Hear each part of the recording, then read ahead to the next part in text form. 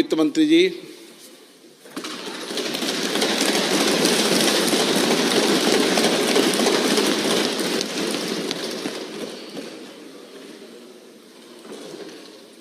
Honorable Speaker, I present the interim budget for 24-25.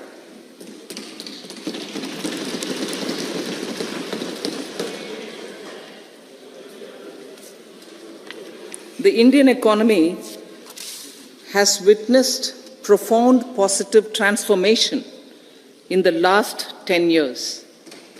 The people of India are looking ahead to the future with hope and optimism. With the blessings of the people, when our government, under the visionary and dynamic leadership of Honorable Prime Minister Shri Narendra Modi, assumed office in 2014, the country was facing enormous challenges. With Sabka Saath, Sabka Vikas as its mantra, the government overcame those challenges in right earnest. Structural reforms were undertaken. Pro-people programs were formulated and implemented promptly. Conditions were created for more opportunities for employment and entrepreneurship. The economy got a new vigor. The fruits of development started reaching the people at scale. The country got a new sense of purpose and hope. Naturally, the people blessed the government with a bigger mandate. In the second term, our government, under the leadership of Honorable Prime Minister, doubled down on its responsibilities to build a prosperous country with comprehensive development of all people and all regions.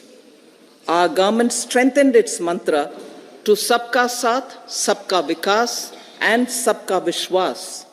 Our development philosophy covered all elements of inclusivity, namely social inclusivity through coverage of all strata of the society, and geographical inclusivity through development of all regions of the country.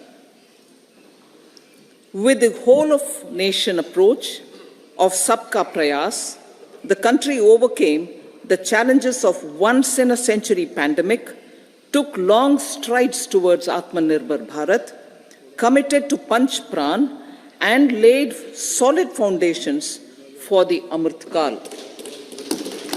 As a result, our young country has high aspirations, pride in its present, and hope and confidence for a bright future. We expect that our government, based on its stupendous work, will be blessed again by the people with a resounding mandate. Inclusive development and growth. Our humane and inclusive approach to development is a marked and deliberate departure from the earlier approach of provisioning up to village level. Development programs were thus provisioned. In the last 10 years, however, have targeted each and every household and individual through housing for all, Har Ghar Jal, electricity for all, cooking gas for all, bank accounts and financial services for all in record time. The worries about food have been eliminated through free ration for 80 crore people. Minimum support prices for the produce of Annadata are periodically increased appropriately. These and the provision of basic necessities have enhanced real income in the rural areas. Their economic needs could be addressed, thus spurring growth and generating jobs. Social justice. Our government is working with an approach to development that is all-round, all-pervasive, and all-inclusive. Sarvangin, Sarvasparshi, or Sarvasamaveshi. It covers all castes and people at all levels. We are working to make India a Vikasit Bharat by 2047. For achieving that goal, we need to improve people's capability and empower them. Previously, social justice was mostly a political slogan. For our government, social justice is an effective and necessary governance model. The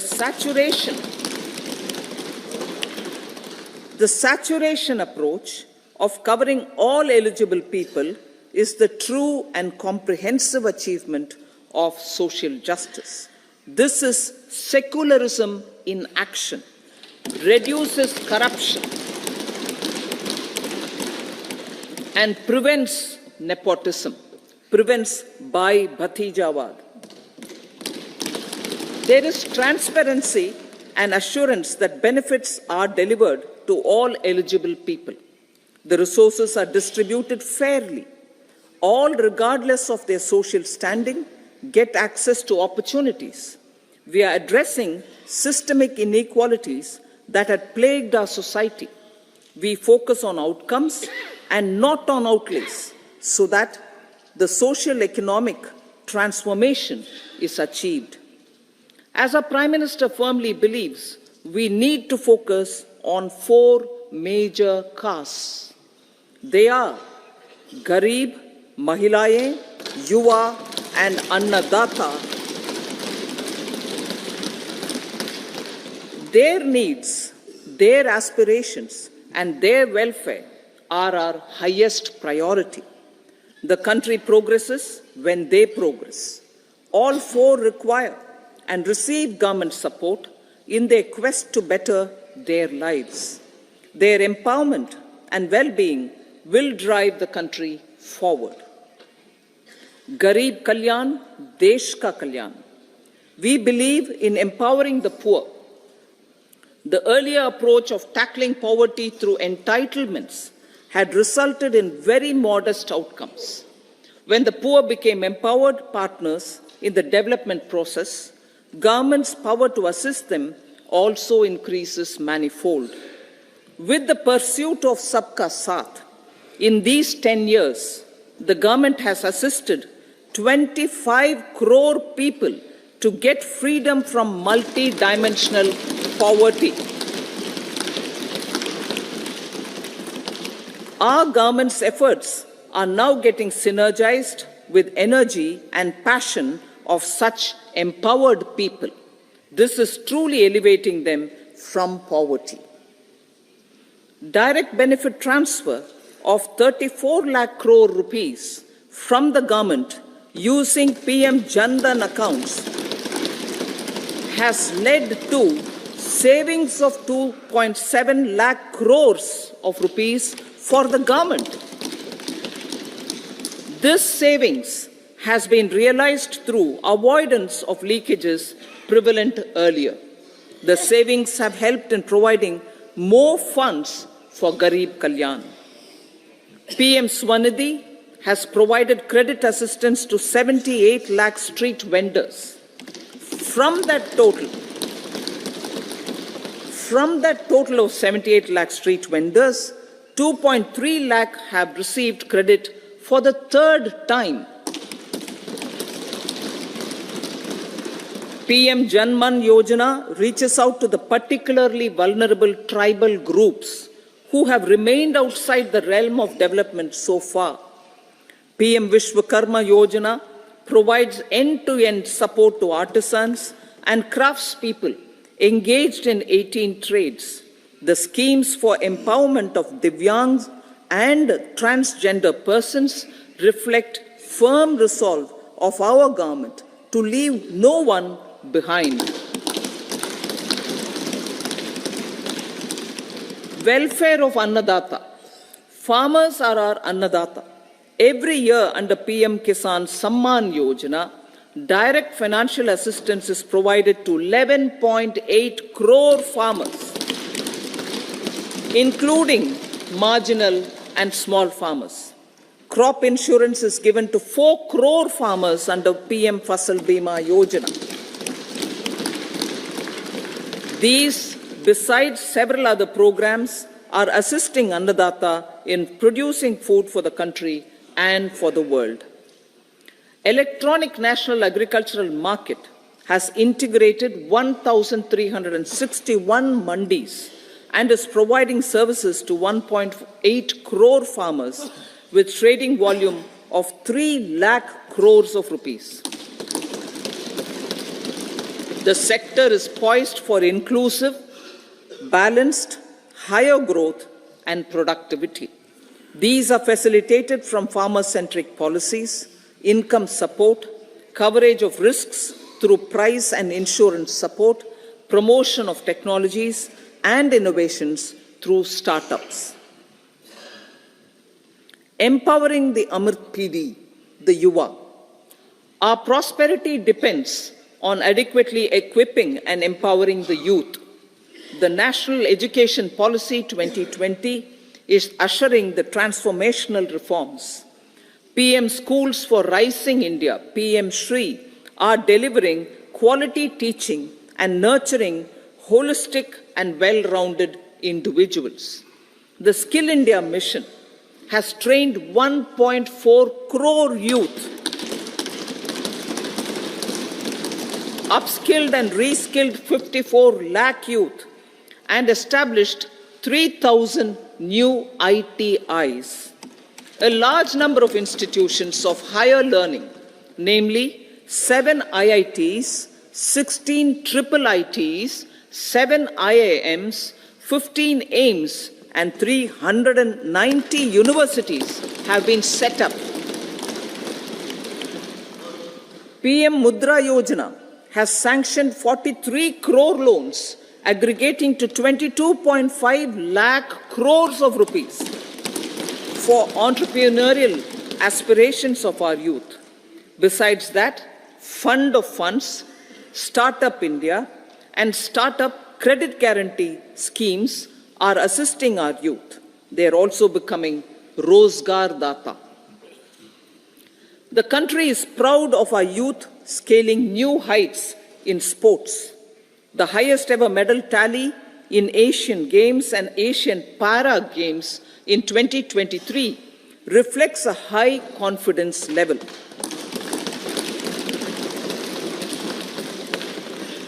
Chess prodigy and our #1 ranked player Pragnananda put up a stiff fight against the reigning world champion Magnus Carlsen in 2023. Today, India has over 80 chess grandmasters compared to little over 20 in 2010. Momentum for Nari Shakti. The empowerment of women through entrepreneurship, ease of living, and dignity for them has gained momentum in these 10 years. 30 crore Mudra Yojana loans have been given to women entrepreneurs. Female enrollment in higher education has gone up by 28% in 10 years. In STEM courses, girls and women constitute 43% of enrollment, one of the highest in the world. All these measures are getting reflected in the increasing participation of women in workforce. Making triple talaq illegal, reservation of 1/3 seats for women in the Lok Sabha and state assemblies, and giving over 70% houses under PM Awas Yojana in rural areas to women, and giving over 70% houses under PM Awas Yojana in rural areas to women as sole or joint owners have enhanced their dignity.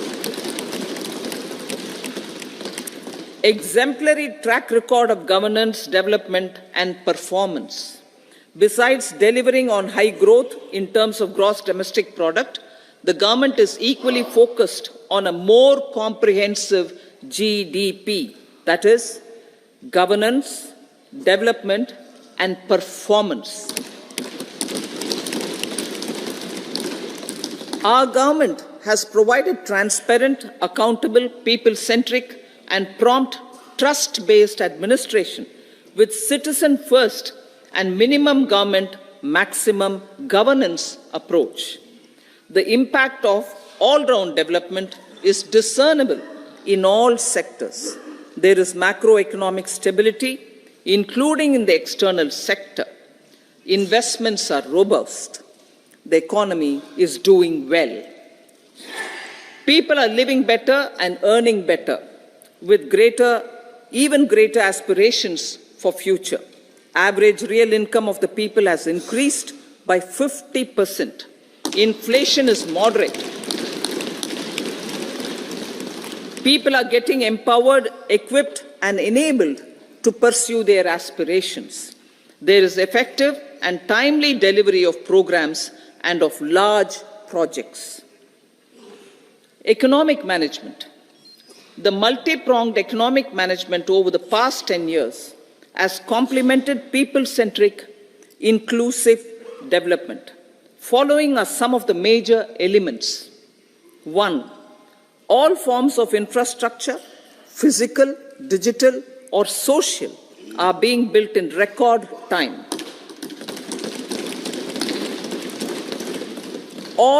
Number 2, all parts of the country are becoming active participants in economic growth. Number 3, digital public infrastructure, a new factor of production as if in the 21st century, is instrumental in formalization of the economy. Number 4, goods and services tax has enabled one nation, one market, one tax. Tax reforms have led to deepening and widening of tax base. Number 5, strengthening of the financial sector has helped in making savings, credit, and investments more efficient. Number 6, GIFT, IFSC, and the Unified Regulatory Authority, IFSCA, are creating a robust gateway for global capital and financial services for the economy.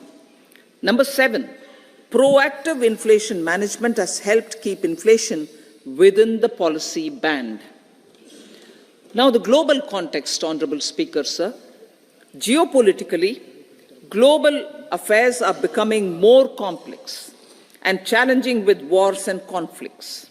Globalization is being redefined with reshoring and friendshoring, disruption and fragmentation of supply chains and competition for critical minerals and technologies.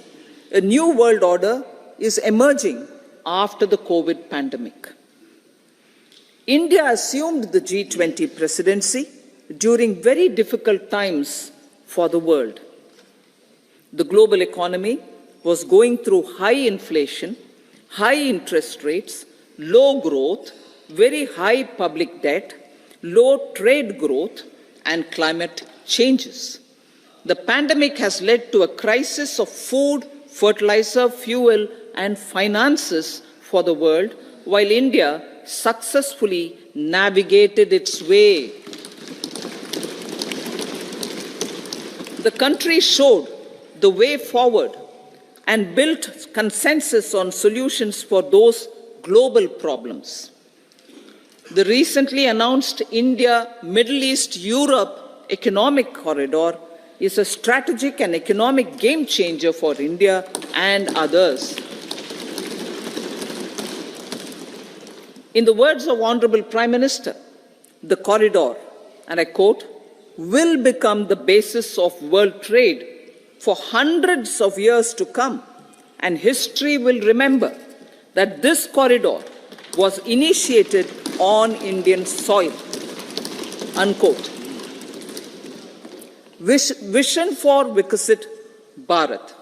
Our vision for Vikasit Bharat is that of prosperous Bharat in harmony with nature, with modern infrastructure, and providing opportunities for all citizens and all regions to reach their potential.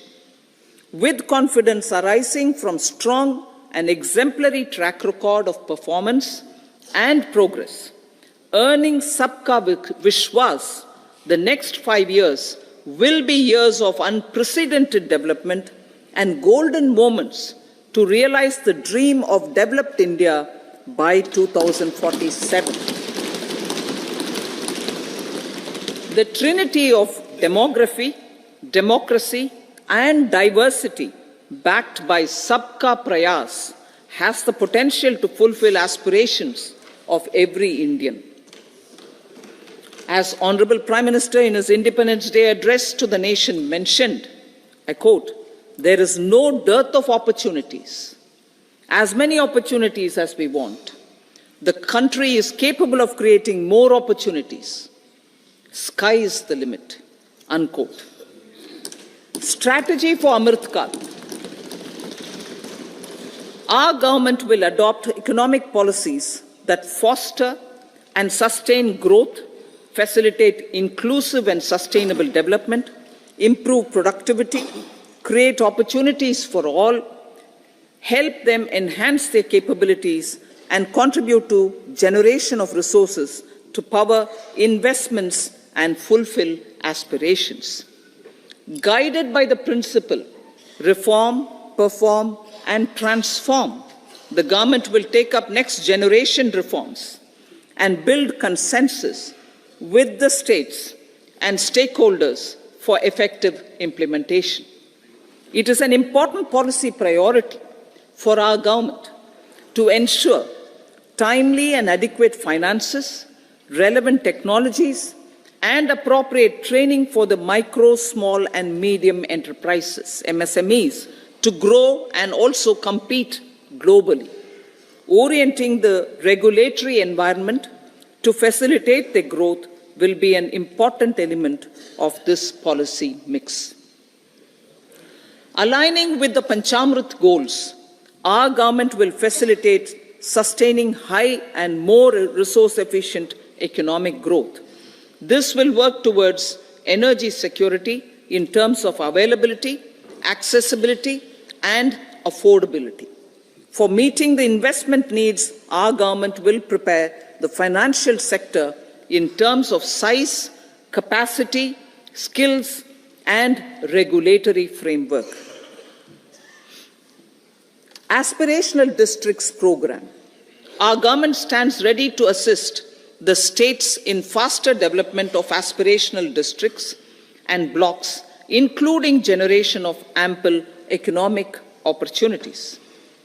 Development of the East. Our government will pay utmost attention to make the eastern region and its people a powerful driver of India's growth.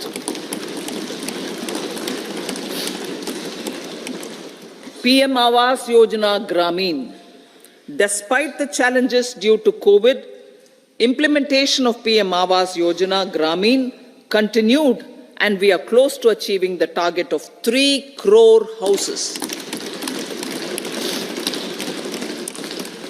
2 crore more houses will be taken up in the next 5 years to meet the requirement arising from increase in the number of families.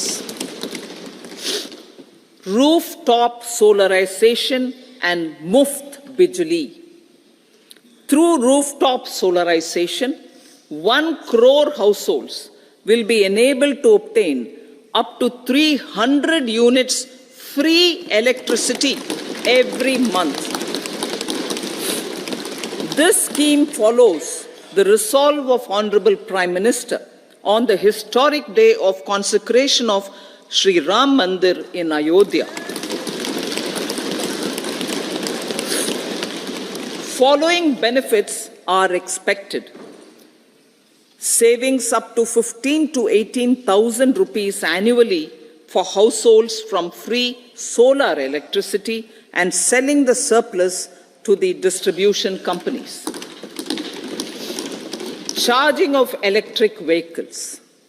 Entrepreneurship opportunities for a large number of vendors for supply and installation. Employment opportunities for the youth with technical skills in manufacturing, installation, and maintenance. Housing for middle class. Our government will launch a scheme to help deserving sections of the middle class, and I quote from Honorable Prime Minister's words, living in rented houses, or slums or chawls and unauthorized colonies, unquote, to buy or build their own houses. Medical colleges. Several youth are ambitious to get qualified as doctors. They aim to serve our people through improved healthcare services. Our government plans to set up more medical colleges by utilizing the existing hospital infrastructure under various departments. A committee for this purpose will be set up to examine the issues and make relevant recommendations. Cervical cancer vaccination. Our government will encourage vaccination for girls in the age group of 9 to 14 years for prevention of cervical cancer. Maternal and child health care. Various schemes for maternal and child care will be brought under one comprehensive program for synergy in implementation. Upgradation of Anganwadi centers under Saksham Anganwadi and Poshan 2.0 will be expedited for improved nutrition delivery, early childhood care and development. The newly designed U-Win platform for managing immunization and intensified efforts of Mission Indradhanush will be rolled out expeditiously throughout the country. Ayushman Bharat. Healthcare cover under Ayushman Bharat scheme will be extended to all ASHA workers, to all Anganwadi workers and helpers. Agriculture and food processing. The efforts of value addition in agriculture sector and boosting farmers' incomes will be stepped up. Pradhan Mantri Kisan Sampada Yojana has benefited 38 lakh farmers and generated 10 lakh employment. Pradhan Mantri Formalization of Micro Food Processing Enterprises Yojana has assisted 2.4 lakh SHGs and 60,000 individuals with credit linkages. Other schemes are complementing the efforts for reducing post-harvest losses and improving productivity and incomes. For ensuring faster growth of the sector, our government will further promote private and public investment in post-harvest activities, including aggregation, modern storage, efficient supply chains, primary and secondary processing and marketing and branding. Nano DAP. After the successful adoption of nano urea, application of nano DAP on various crops will be expanded in all agroclimatic zones. Atmanirbhar Oil Seeds Abhiyan.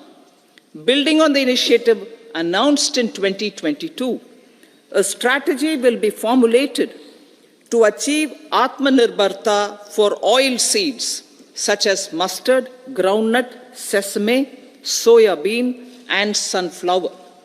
This will cover research for high-yielding varieties, widespread adoption of modern farming techniques, market linkages, procurement, value addition, and crop insurance. Dairy development. A comprehensive program for supporting dairy farmers will be formulated. Efforts are already on to control foot and mouth disease. India is the world's largest milk producer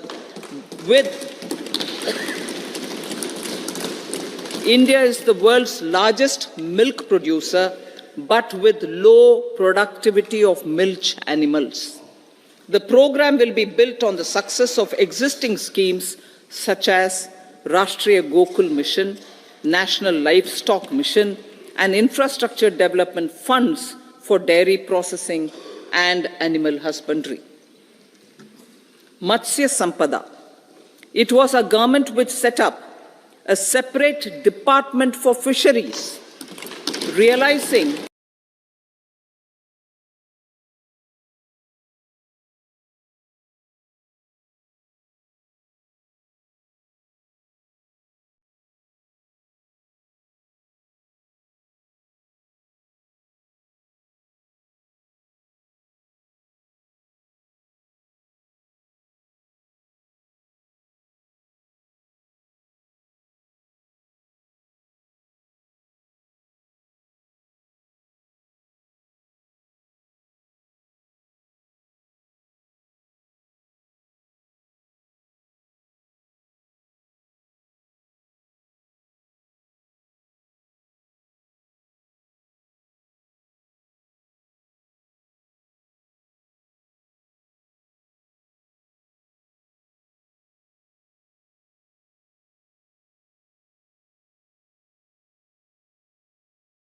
SHGs, 83 lakh SHGs with economic landscape, with empowerment and self-reliance.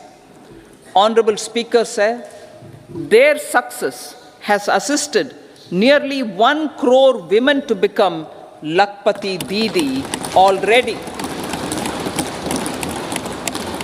They are an inspiration to others.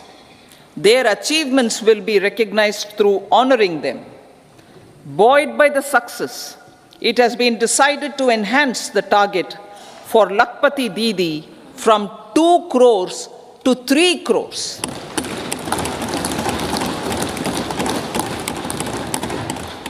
Technological changes, new age technologies and data are changing the lives of people and businesses. They are also enabling new economic opportunities and facilitating provision of high-quality services at affordable prices for all, including those at the bottom of the pyramid. Opportunities for India at the global level are expanding. India is showing solutions through innovation and entrepreneurship of its people. Research and innovation for catalyzing growth, employment, and development. Prime Minister Shastri, Prime Minister Lal Bahadur Shastri gave the slogan of Jai Jawan, Jai Kisan. Prime Minister Vajpayee, Atal Bihari Vajpayee ji, made that Jai Jawan, Jai Kisan, Jai Vigyan. Prime Minister Modi has furthered that to Jai Jawan, Jai Kisan, Jai Vigyan, and Jai Anusandhan, as innovation is the foundation of development. For our tech-savvy youth, this will be a golden era. A corpus of 1 lakh crore rupees will be established with 50-year interest-free loan provided. The corpus will provide long-term financing or refinancing with long tenors and low and or nil. I repeat that sentence. The corpus will provide long-term financing or refinancing with long tenors and low or nil interest rates. This will encourage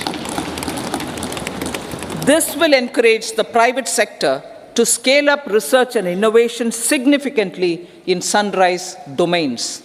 We need to have programs that combine the powers of our youth and technology. A new scheme will be launched for strengthening deep tech technologies for defense purposes and expediting Atmanirbharta. Infrastructure development. Building on the massive tripling of the capital expenditure outlay in the past 4 years, resulting in huge multiplier impact on economic growth and employment creation, the outlay for the next year is being increased by 11.1% to 11,111 crore rupees.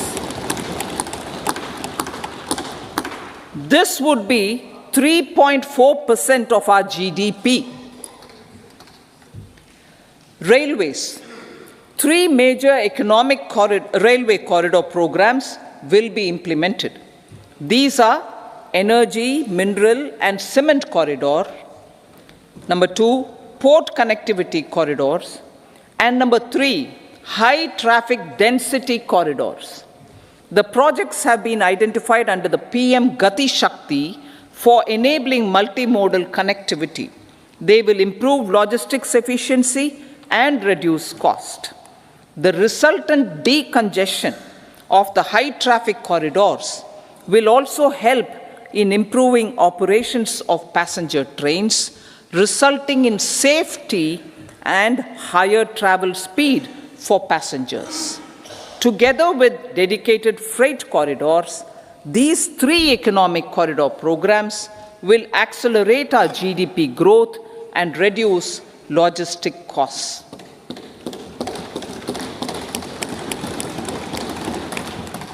40,000 normal rail bogies will be converted to Vande Bharat standards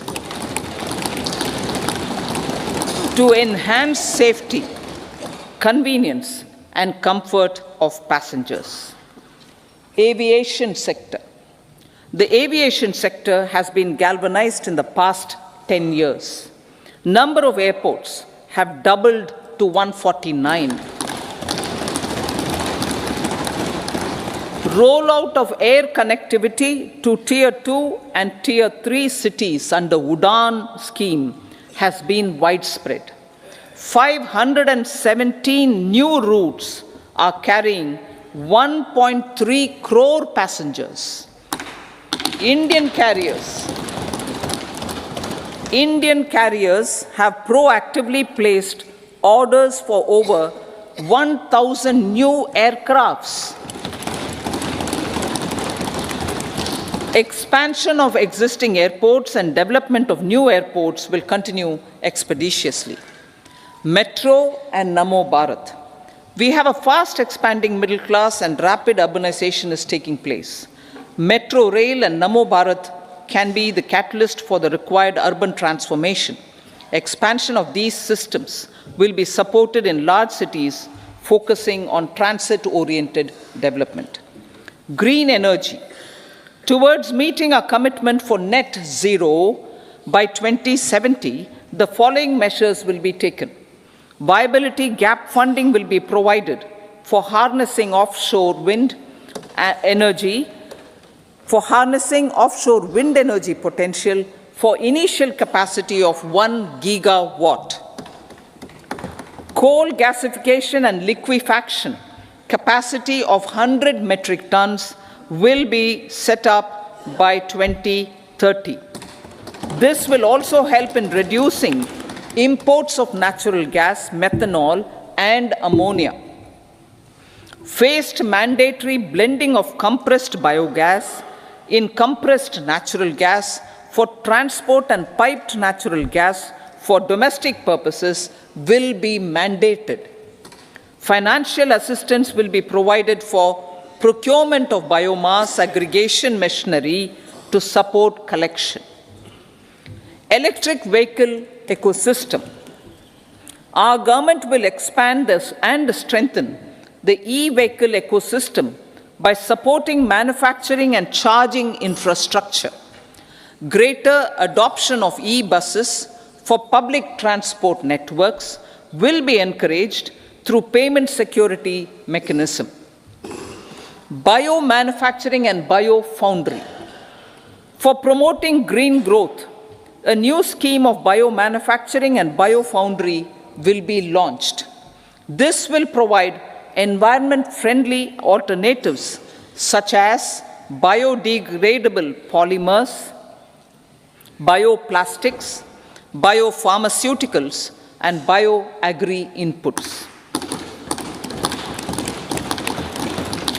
This scheme will also help in transforming today's consumptive manufacturing paradigm to the one based on regenerative principles. Blue Economy 2.0.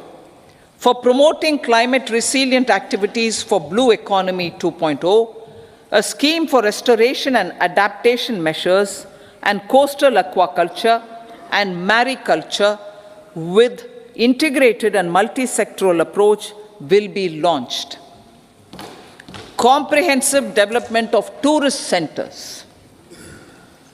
The success of organizing G20 meetings in 60 places presented diversity of India to global audience. Our economic strength has made the country an attractive destination for business and conference tourism. Our middle class also now aspires to travel and explore. Tourism, including spiritual tourism, has tremendous opportunities for local entrepreneurship. States will be encouraged to take up comprehensive development of iconic tourist centers, branding and marketing them at global scale. A framework for rating of the centers based on quality of facilities and services will be established. Long-term interest-free loans will be provided to states for financing such development on matching basis. To address the emerging fervor for domestic tourism, Honorable Speaker, sir, projects for port connectivity, tourism infrastructure, and amenities will be taken up on our islands, including Lakshadweep. This will help in generating employment also. Promoting investments. The FDI inflow during 2014 to 23 was $596 billion, marking a golden era. That is twice the inflow during 2005 to 14. For encouraging sustained foreign investment, we are negotiating bilateral investment treaties with our foreign partners in the spirit of First Develop India. FDI is First Develop India. Reforms in the states for Vikasit Bharat. Many growth and development enabling reforms are needed in the states for realizing the vision of Vikasit Bharat. A provision of 75,000 crore rupees as 50-year interest-free loan is proposed this year to support those milestone-linked reforms by the state governments. Societal changes. The government will form a high-powered committee for an extensive consideration of the challenges arising from fast population growth and demographic changes. The committee will be mandated to make recommendations for addressing these challenges comprehensively in relation to the goal of Vikasit Bharat. Amrit Kal as Kartavya Kal. Our government stands committed to strengthening and expanding the economy with high growth and to create conditions for people to realize their aspirations. Honorable Prime Minister, in his Independence Day address to the nation in the 75th year of our Republic, said, and I quote, "We commit ourselves to national development with new inspirations, new consciousness, new resolutions as the country opens up immense possibilities and opportunities. It is our Kartavya Kal." Unquote. Every challenge of the pre-2014 era was overcome through our economic management and our governance. These have placed the country on a resolute path of sustained high growth. This has been possible through right policies, true intentions, and appropriate decisions. In the full budget in July, Honorable Speaker, our government will present a detailed roadmap for our pursuit of Vikasit Bharat.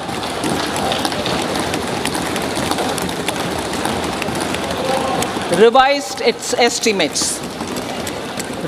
estimates of 2023-24. The revised estimate of the total receipts other than borrowings is 27.56 lakh crores of rupees, of which the tax receipts are 23.24 lakh crore rupees. The revised estimate of total expenditure is 44.90 lakh crore rupees. The revenue receipts at 30.03 lakh crore rupees are expected to be higher than the budget estimate, reflecting strong growth momentum and formalization in the economy. The revised estimate of the fiscal deficit is 5.8% of GDP, improving on the budget estimate, notwithstanding moderation in the nominal growth estimates. Budget estimates for 2024-25. Coming to the year 2024-25, the total receipts other than borrowings and total expenditure are estimated at 30.80 and 47.66 lakh crore rupees respectively. The tax receipts are estimated at 26.02 lakh crore rupees. The scheme of 50-year interest-free loan for capital expenditure to states will be continued this year with an outlay of 1.3 lakh crore rupees. We continue on the path of fiscal consolidation, as announced in my budget speech of 2021-22, to reduce fiscal deficit below 4.5% by 25-26. The fiscal deficit in 2024-25 is estimated to be 5.1% of GDP, adhering to that path. So the gross and net market borrowings through dated securities during 24-25 are estimated at 14.13 lakh crore rupees and 11.75 lakh crore respectively. Both will be less than that in 23-24. Now that the private investments are happening at scale, the lower borrowings by the central government will facilitate larger availability of credit for the private sector. Vote on account. I'll be seeking vote on account approval of the Parliament through the appropriation bill for a part of the financial year 2024-25. I will now move to Part B. Honorable Speaker, sir, over the last 10 years, the direct tax collections have more than trebled and the return filers swelled 2.4 times. I would like to assure the taxpayers that their contributions have been used wisely for the development of the country and welfare of its people. I appreciate the taxpayers for their continued support. The government has reduced and rationalized tax rates. Under the new tax scheme, there is now no tax liability for taxpayers with income up to 7 lakh rupees, up from 2.2 lakh rupees in the financial year 2013-14. The threshold for presumptive taxation for retail businesses was increased from 2 crores to 3 crores. Similarly, the threshold for professionals eligible for presumptive taxation was increased from 50 lakh rupees to 75 lakh rupees. Also, corporate tax rate was decreased from 30% to 22% for existing domestic companies and to 15% for certain new manufacturing companies. Honorable Speaker, sir, in the last 5 years, our focus has been to improve taxpayer services.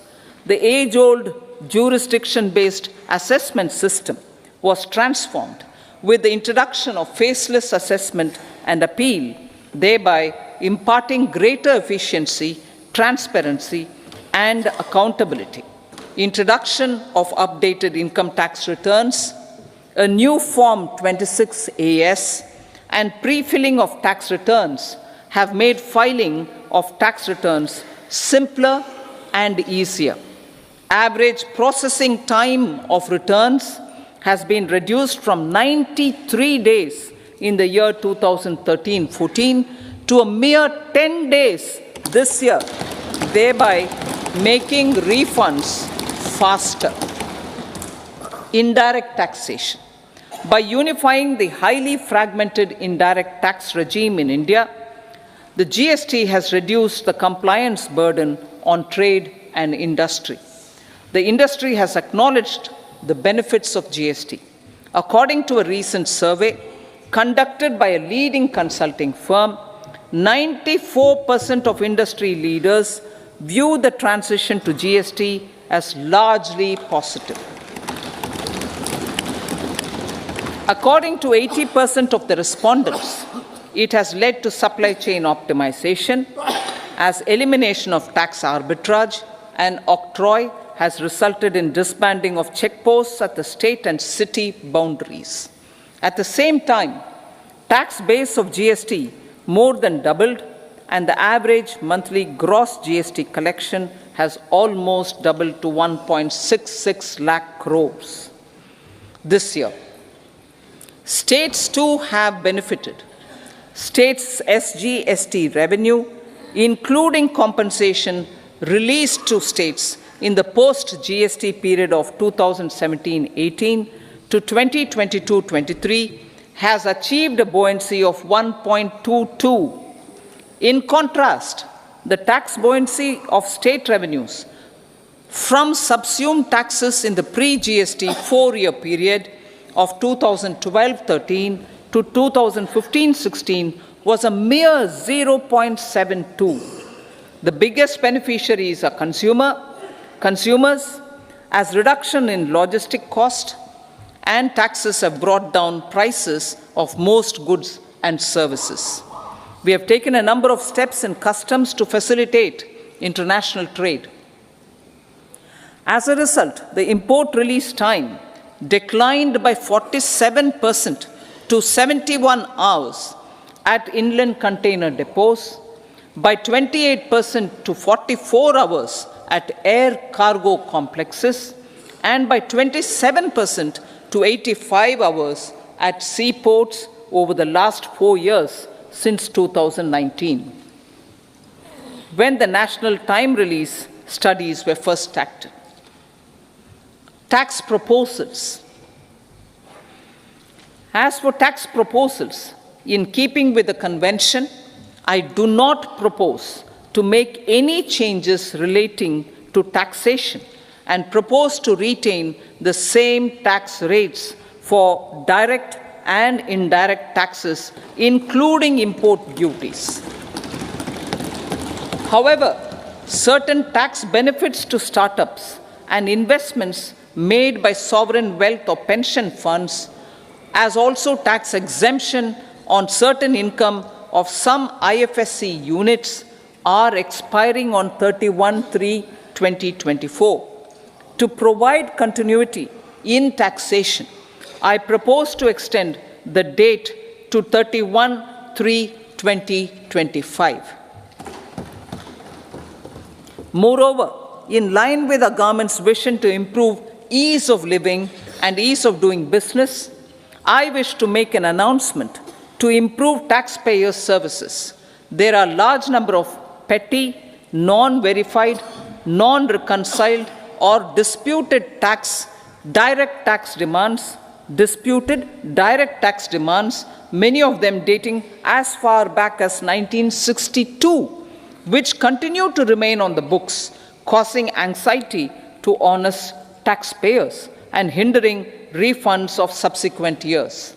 Honorable Speaker, sir, I propose to withdraw such outstanding direct tax demands up to 25,000 rupees pertaining to the period up to financial year 2009-10 and up to 10,000 rupees for financial years 2010-11 to 2014-15. This is expected to benefit about 1 crore taxpayers. 1 crore taxpayers would benefit out of this. Economy then and now. In 2014, when our government assumed the reins, the responsibility to mend the economy, step by step and to put the governance systems in order was enormous. The need of the hour was to give hope to the people, to attract investments, and to build support for the much-needed reforms. The government did that successfully, following a strong belief of nation first. The crisis of those years has been overcome, and the economy has been put firmly on a high, sustainable growth path with all-round development. It is now appropriate to look at where we were then. I repeat, it is now appropriate to look at where we were then till 2014 and where we are now, only for the purpose of drawing lessons from the mismanagement of those years. The government will lay a white paper on table of the House.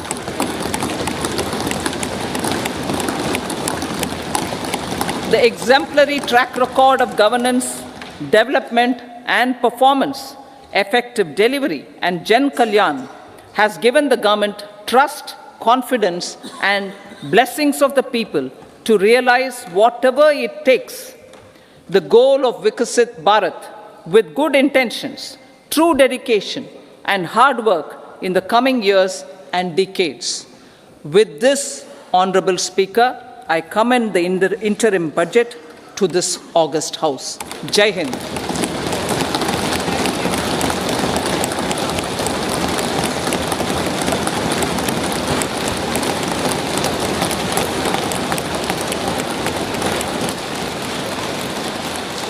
Item number 2 Shrimati Nirmala Sitharaman जी।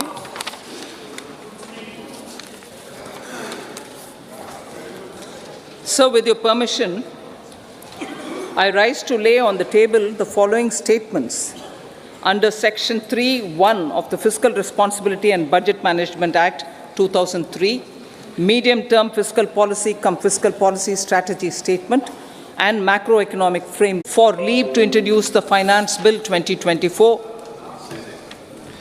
प्रश्न ये है कि विधेयक को पुनर्स्थापित करने की अनुमति प्रदान की जाए।